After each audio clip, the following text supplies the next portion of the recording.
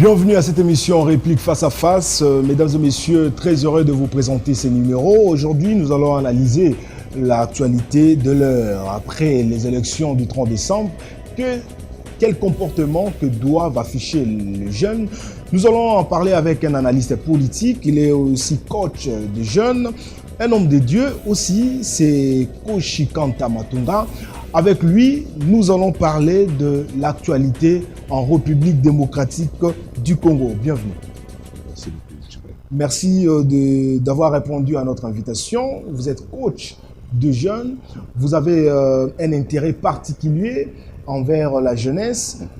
Après ces élections, qu'est-ce que vous pouvez conseiller aux jeunes qui attendent les résultats, bien sûr? Eh bien, nous tous, nous attendons les résultats.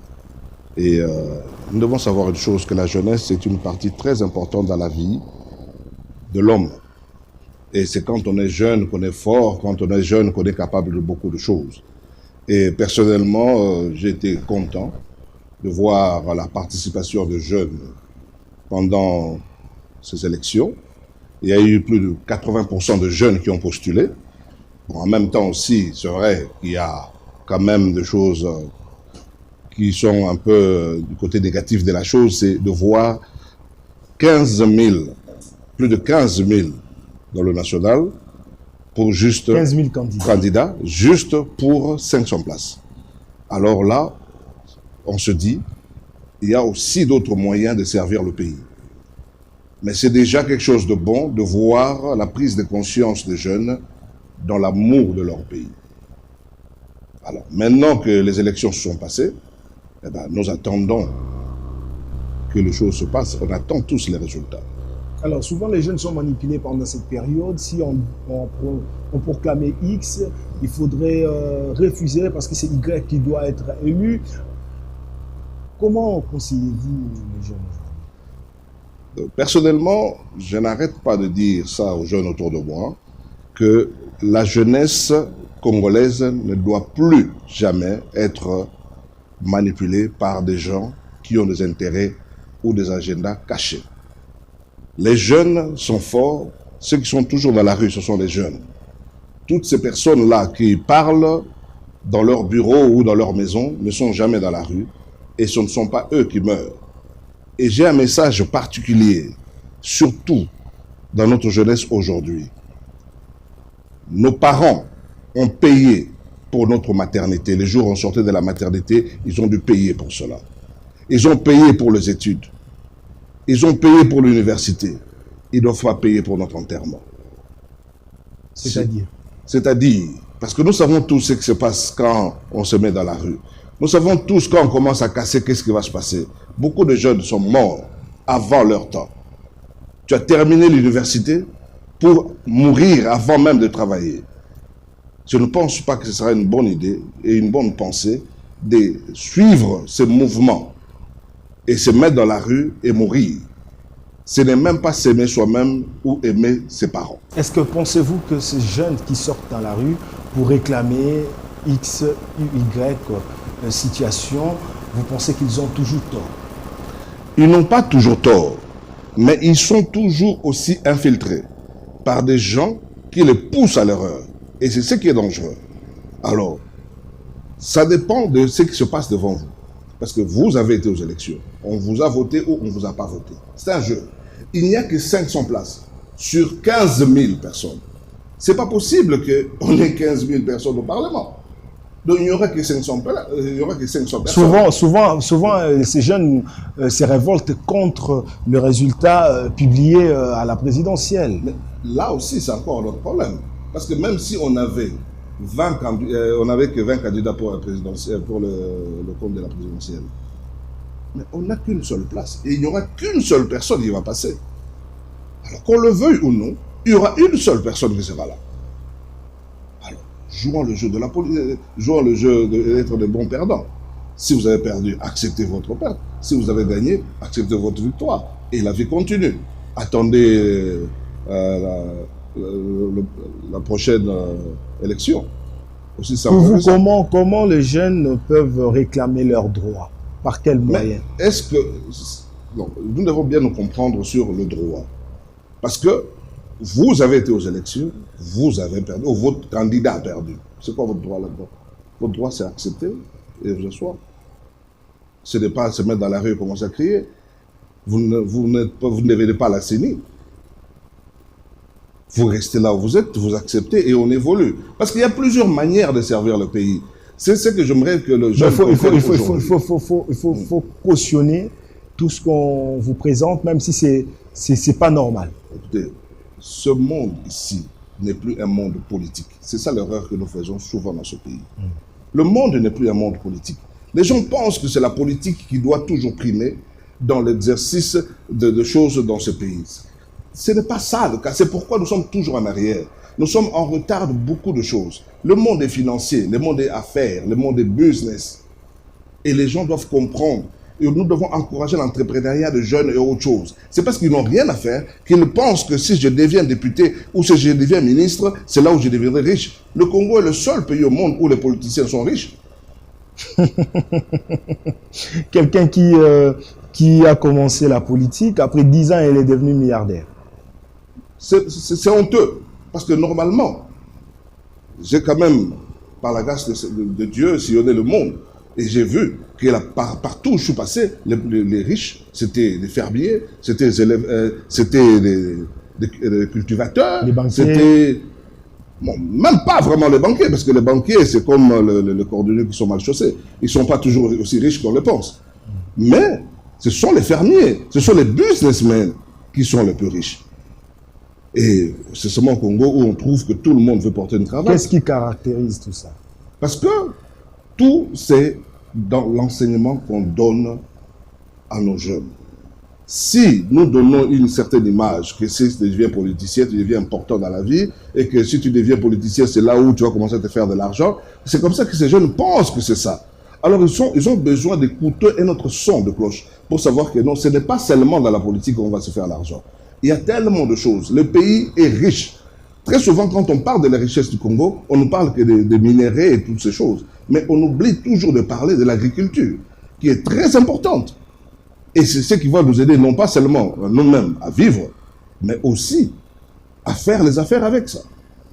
Donc nous avons tellement de potentiel dans ce pays que nous n'avons pas de temps à perdre avec la politique et toutes ces choses. Lorsque plusieurs jeunes se retrouvent dans la rue, dans des quartiers, dans certains quartiers, sans pour autant avoir une embauche, travailler quelque part, même pas une opportunité. Vous avez parlé de l'agriculture, parce que pour faire l'agriculture, il faut avoir les sols, même pas, il faut avoir la terre, même pas certaines opportunités pour trouver même une terre pour cultiver tout ça.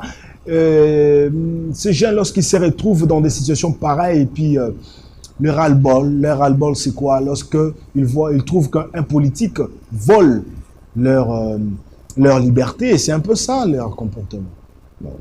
Le problème est que le jour où les jeunes vont comprendre qu'ils doivent prendre leur destin en main, en créant des entreprises d'eux-mêmes, en voulant faire des choses correctement, et je crois que tous ces politiciens-là vont comprendre qu'ils n'auront plus de gens qu'ils vont commencer à utiliser pour faire leurs choses. Mais c'est parce qu'eux-mêmes ont décidé d'attendre ces gens-là. Comme on a toujours l'habitude d'entendre ici, le mot d'ordre. On attend le mot d'ordre. Et c'est ce mot d'ordre-là qui tue les jeunes gens. Et moi, je n'aimerais plus que les jeunes gens puissent mourir. Je veux que les jeunes gens puissent comprendre qu'ils ont beaucoup à faire et beaucoup à ramener dans ce pays. Vous savez, ce pays, nous avons besoin de grands hommes. Parce qu'on peut parler, nous avons un grand pays. Un grand pays ne peut se définir que si ce pays regorge de grands hommes. Et si nous n'avons pas de grands hommes au milieu de la jeunesse, c'est vraiment triste. Et c'est comme ça que nous vivons ce que nous vivons. À cause d'un polo, à cause d'une bière, on se met dans la rue. Mais c'est à cause de la pauvreté, M. Kouchi. Mais la pauvreté est un choix. Vous voyez ces jeunes accepter la manipulation à cause d'un t-shirt. Vous savez, notre vie est caractérisée de choix. Nous choisissons tout ce que nous voudrons devenir demain. Et ne pas choisir, c'est un choix. Tu as choisi de ne pas choisir. Et il y a beaucoup de jeunes gens qui ont choisi de ne pas choisir. C'est-à-dire? De laisser la fatalité gérer leur vie. Or, il y a moyen de choisir. Même derrière ta maison, tu peux planter. Même, tu peux faire... Je vais vous donner juste un petit exemple. Pour ces jeunes... Oui, allez-y. Je me rappelle encore de quelques années passées que j'étais venu ici au pays, parce qu'à cette époque-là, je ne vivais pas ici. Et il y a un jeune homme qui est venu me demander de l'aide. Je lui ai dit, ok, je vais vous aider. Je vais vous aider en vous donnant l'argent pour acheter un coq et 2 poules que vous allez garder chez vous. Le coq va s'occuper des 2 poules. Il y aura des œufs. Et de temps en temps, tu peux en manger 1 ou 2. Mais en attendant que les autres, le poussin, puissent sortir. Et après quelques temps, tu pourras manger ces coqs-là et continuer avec les autres qui sont venus. Et plus tard, tu auras ton poulailler. Et la réponse que j'ai reçue, c'était « Ah, moi, élever des coqs !» Franchement. Peut-être que c'est un licencié en médecine. Il ne se retrouve pas. Aujourd'hui, vous les conseillez de faire ça. C'est un peu ça. Mais non. J'ai plusieurs exemples. Aux États-Unis, à l'époque Bush, il y avait une crise terrible. Et le travail était très difficile. Et j'ai rencontré un homme qui était avocat. Les avocats, ce n'est pas les avocats que nous rencontrons dans ce pays aujourd'hui qui ne savent même pas faire une phrase en français. Mais c'est des vrais avocats. Et d'un grand cabinet. Mais comme le cabinet était tombé et qu'il n'y avait plus de moyens, cet homme n'a pas eu honte d'aller travailler dans un restaurant comme serveur. Et juste plus tard, 3-4 ans plus tard, il a dû reprendre son travail. Eh bien, ce que j'aimerais faire comprendre en ce moment-ci, c'est qu'il n'y a pas de saut métier. Il n'y a pas de saut métier. Il faut prendre tout ce que tu fais au sérieux et cela va produire. Tout travail produit de l'abondance. Alors pour ceux-là qui étudient, qui passent 10 ans, 5 ans aux universités, après ils ne trouvent pas l'emploi, ils doivent faire tout. Il faut créer. Il faut créer. L'entrepreneuriat. Vous savez, exactement. Parce que très souvent, les gens vont à l'école et ne savent pas exactement pourquoi. Parce que est-ce qu'on est tous obligés d'être des avocats? Est-ce qu'on est tous obligés d'être des économistes? Et tous ceux qui sont dans nos facultés aujourd'hui d'économie, de droit, ou d'informatique, ou de relations internationales, sont appelés à être là. C'est comme ça que, même la Bible dit, si tu trouves un homme habile dans son ouvrage, il se trouve auprès des rois. Mais quand tu n'es pas habile, tu ne pourras jamais être au sommet. Et peut-être que ton appel, c'était à autre chose. Et c'est comme ça que je parle aussi qu'on doit réformer notre système éducatif. Parce que les gens ont toujours... Parce que notre plus grand problème, c'est notre mentalité. Notre mentalité. Tant que l'homme congolais ne changera pas, ce sera malheureux. On peut changer les présidents autant qu'on voudra. On peut changer le gouvernement autant qu'on voudra. Mais le grand problème, ce n'est pas dans le système, mais c'est dans l'homme. Est-ce que vous avez déjà vraiment analysé bien les problèmes qui dérangent aujourd'hui le jeune Congolais qui se retrouve un peu dans cette situation? Le problème du jeune Congolais, c'est un problème de leadership. De leadership? Oui. Comment ça? Parce que le jeune ne voit que ce qui lui est présenté devant. On ne peut pas demander à quelqu'un quelque chose qu'on ne lui a pas appris. C'est comme ça que je dis qu'on doit refaire notre système éducatif. Qu'on doit réapprendre certaines choses et redéfinir certaines définitions. C'est quoi réussir dans la vie? Est-ce que réussir dans la vie, c'est devenir politicien, devenir ministre? C'est ça réussir dans la vie? Et c'est ça qu'aujourd'hui, c'est comme ça que les gens définissent certaines choses aujourd'hui dans la vie. Que non, si je suis ministre, j'ai réussi. Si je suis telle personne, j'ai réussi. Mais si tout le monde était ministre, qui va faire les chaussures? Si tout le monde était ministre, qui va planter? Si tout le monde était ministre, qui va coudre? On a besoin de tout le monde. Il nous faut de tout pour faire un monde. Alors il faut que les gens comprennent que la réussite, c'est de faire ce que tu es appelé à faire. Répondre à ton appel. Je ne parle pas de l'appel spirituel, parce que tellement que ce pays est rempli de chrétiens, les gens pensent que quand vous parlez d'un appel, ils pensent que seulement que c'est un appel spirituel. Mais je parle d'un appel personnel. Chaque personne est venue avec une mission bien déterminée dans ce monde. Et tu es appelé à faire cela. Et quand tu es en train de faire exactement ce que tu as été appelé à faire, c'est là la réussite. Alors, on a voté le 30 décembre 2018. Oui. Jusque-là, les résultats ne sont pas encore publiés. Plusieurs observateurs ont eu à à publier leur rapport. Certains ont dit quand même certains ont dit qu'ils ont déjà les résultats. Ils connaissent le nom du gagnant. Comment observez-vous ces tensions qui se passent aujourd'hui en RDC, surtout avec la pression de la communauté internationale? En fait, là-dessus, j'aimerais vraiment faire une petite parenthèse, surtout sur la communauté internationale, parce que nous devons savoir une chose. Nous sommes un pays indépendant depuis le 30 juin 1960. Mais depuis cette date-là, on n'a jamais été réellement indépendant. Parce que le système qu'ils ont mis pendant toutes ces années de colonisation, c'était nous conditionner dans la dépendance, que nous avons toujours besoin d'eux pour faire n'importe quoi. Pour manger, il faut qu'ils viennent. Pour se dormir, il faut qu'ils soient là. En 2011, j'avais fait une remarque à quelqu'un qui était en train de se plaindre sur les élections. Je lui ai dit, nous aurons nos élections le jour que nous allons mettre notre propre argent. Et cette fois-ci, nous avons mis notre propre argent. Ce sont de bonnes élections. Ce sont de bonnes élections, de très bonnes élections. Et je tiens à vous dire que nous sommes en train de vivre une page nouvelle de l'histoire de ce pays. Parce que non pas seulement que nous avons mis notre propre argent, nous allons vivre la remise et reprise. Un président sortant avec un autre entrant. C'est que nous n'avons jamais connu depuis le commencement de cette nation. C'est comme ça que je dis, en fait, la nation n'a jamais commencé. La nation va commencer le 18 janvier, quand il y aura cette passation. Il faut couper toute relation avec la communauté internationale, c'est ce que vous voulez dire? Non, il ne faut pas couper toute relation. Vous savez, le monde aujourd'hui n'a pas besoin de grands politiciens, mais a besoin de grands négociateurs. Des gens qui savent parler et les gens qui savent négocier sur des choses. Nous devons arrêter cette manière de voir les choses qu'un dominant avec un dominé. Non, ça doit s'arrêter. On doit maintenant discuter égal à égal. Nous sommes un pays indépendant. Nous sommes maintenant maîtres de nous-mêmes et nous sommes capables de subvenir à nos propres besoins. Nous pouvons nous battre.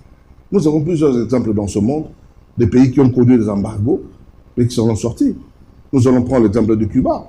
Le Cuba aujourd'hui, il n'y a pas un seul pays dans le monde qui a le niveau de la médecine qu'il y a au Cuba. Mais on n'en parle pas. Pourquoi? Parce qu'ils ont honte. Ils pensaient que le Cuba allait disparaître. Mais ils se sont battus. Et aujourd'hui, ce pays est très loin, dans beaucoup de domaines. Et moi, je crois à la force du Congolais. Les Congolais étaient un peuple vraiment spécial. Et tout simplement, le mettre sur le rail, le Congolais fera de merveilles. Alors, pour vous, vous pensez que tout ce que la communauté, les observateurs disent, ça nous aide à avancer ou bien à allumer encore une certaine tension? Surtout ce que la SENCO a dit. Exactement. On n'a pas cessé de dire que la seule structure qui est habilitée à donner les résultats, c'est la CENI. À moins qu'ils deviennent CENI bis, mais du moment où ils ne sont pas à la CENI, nous tous, nous devons nous asseoir et attendre. Et attendre ce que la CENI va nous présenter. Que ce soit tous ces candidats présidents, que ce soit leurs membres de leur parti politique ou de leur regroupement, ou que ce soit les gens de la société civile, ou même les clergés et les gens de l'église, tout le monde doit attendre. À moins que Dieu t'ait révélé la nuit. Même si Dieu t'a révélé la nuit, attends. Il faut attendre que la CENI publie. Exact. Alors aujourd'hui, quel est le rôle que doit doit jouer la spiritualité dans le sommet de l'État? Vous savez, Vous avez aussi la casquette d'un homme de Dieu. Exactement. Vous savez, tout ce que nous vivons dans le physique a commencé dans le spirituel. Et la spiritualité est un élément très, très important. Très souvent, quand les gens parlent de la spiritualité, les gens ont tendance à confondre ça avec la religion. La spiritualité n'a rien à voir avec la religion. La religion, c'est un ensemble de rites que les gens ont essayé de mettre ensemble pour essayer de faire certaines choses. Mais la spiritualité, c'est ce contact-là avec Dieu. Or, c'est Dieu qui a créé ce monde. Il est très important que la personne qui sera chef de son peuple soit en contact avec ce Dieu pour conduire ce peuple. C'est très, très important. Parce que sans ce côté spirituel de choses, parce que la Bible dit, comme vous l'avez posé question sur la spiritualité, nous sommes environnés d'une si grande nuée de témoins. Et ces témoins ne sont pas seulement physiques. Il y a des témoins spirituels aussi. Il y a des témoins que nous ne voyons pas. Mais si tu es chef du peuple et que tu ne comprends pas ces choses-là, tu risques d'amener le peuple dans un trou. Mais c'est important, en tant que chef du peuple, de comprendre ces choses et de savoir où amener ce peuple et connaître les vrais besoins du peuple. Parce que très souvent, j'ai suivi même beaucoup de discours politiques et politiciens pendant la campagne. Et le grand problème, c'était que beaucoup de gens pensaient connaître le problème du Congolais, mais ils ne comprennent pas exactement le problème du Congolais. Et là-dessus, j'aimerais faire une toute petite parenthèse pour faire comprendre que le grand problème du Congolais, c'est dans le Congolais lui-même. Ce n'est pas à l'extérieur. Ce n'est pas le fait de manger. Tu peux lui donner à manger aujourd'hui, il veut manger, et t'insulter après, parce qu'il n'a pas compris. Et le chef de l'État, s'il faut le citer, a dit que l'un des points qu'il a échoué. Bon, qu'il a échoué, s'il faut dire, c'est de ne pas avoir pu changer l'homme congolais. Et ça, c'était très profond. J'ai entendu des gens crier à gauche, à droite, de n'importe quoi, mais je me suis dit, mais c'est pas possible. Si seulement ils pouvaient écouter pour comprendre, au lieu d'écouter pour répondre. Parce que très souvent, ce qui se passe avec nos frères, nous écoutons pour répondre et non pas pour comprendre. Mais si nous comprenons la dimension de cette assertion, c'était terrible. Et là, j'ai compris qu'il avait réellement compris le problème congolais, qui était dans le Congolais et que l'homme congolais devait changer. Parce que cet homme a été conditionné pendant longtemps d'être un homme dépendant. Un homme qui doit toujours se considérer moindre et voir que l'autre est plus grand que lui. C'est comme ça que vous voyez tous ces jeunes gens qui veulent devenir de blancs, qui veulent, tous veulent être comme si ils doivent devenir des Américains, de Belges et de toutes ces choses. Non. Nous sommes Congolais et Dieu a décidé que nous soyons Congolais. Pas par hasard, mais pour un but bien déterminé. Alors, nous devons comprendre notre rôle à jouer dans ce pays. Voilà.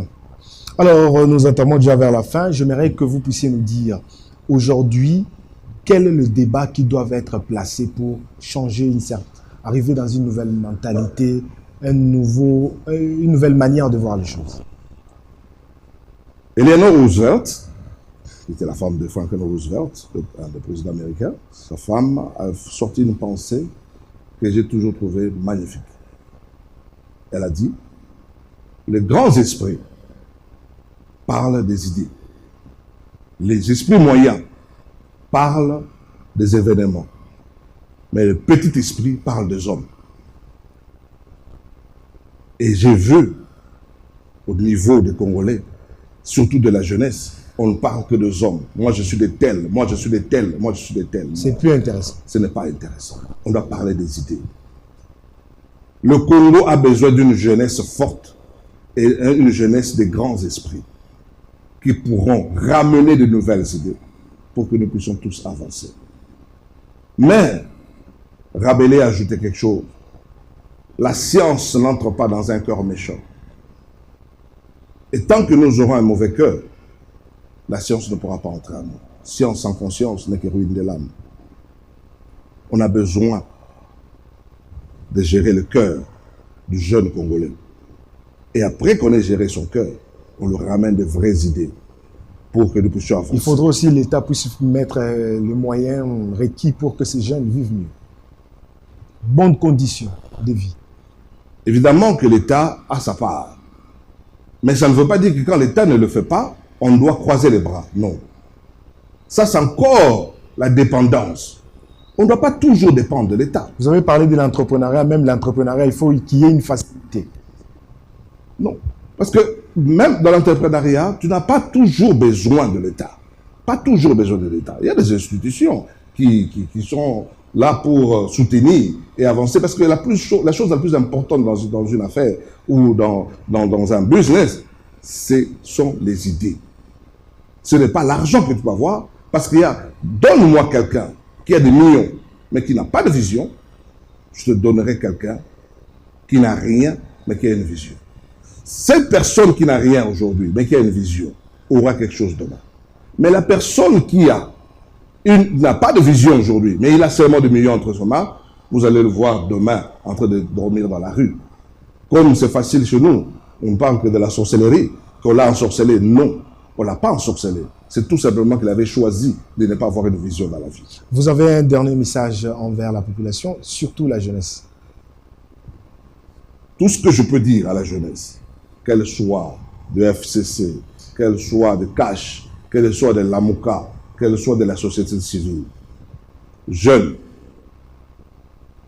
prenez-vous en charge, mais pas dans le mauvais sens. C'est prendre en charge, ça ne veut pas dire casser le peu de choses que nous avons. C'est prendre en charge, ça ne veut pas dire insulter. Se prendre en charge ne veut pas dire faire tout ce qui n'est pas bien, à la bienséance. Mais c'est prendre en charge. Et si on veut voler cette jeunesse le pouvoir, leur pouvoir, leur personne ne te volera ta personnalité. Personne. À moins que toi tu lui donnes. À moins que nos jeunes eux-mêmes décident de donner à certaines personnes. Parce que même ceux-là qu'ils pensent qu'ils sont leurs leaders, ce sont des gens qui n'ont pas réellement la vraie vision qu'eux sont censés leur donner. Où est-ce qu'on peut vous positionner, FCC, l'AMOCA, Cash? Non, personnellement, je suis au-dessus de tout ça. Je suis Congolais, un Congolais qui aime le Congo. Proche du peuple. Parce que le Congo doit gagner. Mais le Congo ne gagnera que si tous nos jeunes gens, après la remise et reprise, restent vivants. Tous nos jeunes gens restent valides. Tous nos jeunes gens ne deviennent pas des handicapés après le 18 janvier. C'est là où le Congo va gagner et nous allons tous avancer. Mais si il y a des coups de balles, s'il y a toutes ces choses qui vont se passer, s'il y a des injures, des jets de pierre et tout ce qui vient avec, ça encore le Congo va perdre. Mais je tiens à dire une chose, que c'est très important, car c'est la première élection fait avec nos propres moyens. Où il y a un président sortant et entrant. Voilà, alors profitons-en et avançons avec ça. Merci beaucoup, M. Koshi Kanta Matunga, d'avoir accepté cette invitation et d'avoir répondu à nos questions. Nos portes sont toujours ouvertes. Nous allons vous recevoir aussi après la publication des résultats pour que vous puissiez nous donner votre observation par rapport à ces élections. Je pense, vous avez encore un mot à ajouter? Non, je tiens tout simplement encore à redire cela, que la jeunesse ne soit pas manipulée cette fois-ci. Entrons dans une nouvelle ère de la RDC. C'est une grâce que Dieu nous a tous accordée, que nous soyons vivants jusqu'à cette heure-ci et vivre cela. Nos pères sont morts, ils n'ont pas vécu cela. Alors nous qui sommes vivants, profitons-en. Arrêtons d'être manipulés par des gens de mauvaise foi. Merci beaucoup. Et restons congolais et que le Congo et le Congo seul puissent gagner. Et que Dieu bénisse. Merci beaucoup. Mesdames et messieurs, merci de nous avoir suivis et à la prochaine.